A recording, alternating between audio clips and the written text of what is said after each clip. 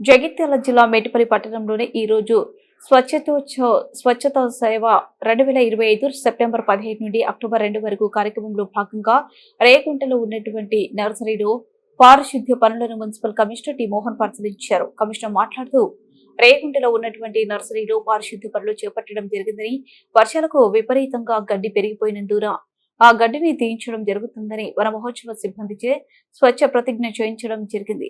పట్టణ ప్రజలు స్వచ్ఛందంగా పరిసరాలను శుభ్రం చేసుకోవాలని, మాతో పాటు వీధిలో చుట్టుపక్కల పరిసరాలు పరిశుభ్రంగా ఉంచుకుంటామని, పక్క వారికి కూడా తెలియజేస్తామని, నా దేశ పరిశుభ్రత మా వంతు సహాయంగా దేశంలో ముందుకు తీసుకువెళ్తూ సహాయపడతారని, తడి చెత్త పొడి చెత్త వేరు చేసి ఇవ్వాలని, చెత్తను మురికి కాలువల్లో కానీ రోడ్లపై కానీ వేయకుండా మున్సిపల్ ఆటోలకు అందివ్వాలని కోరారు.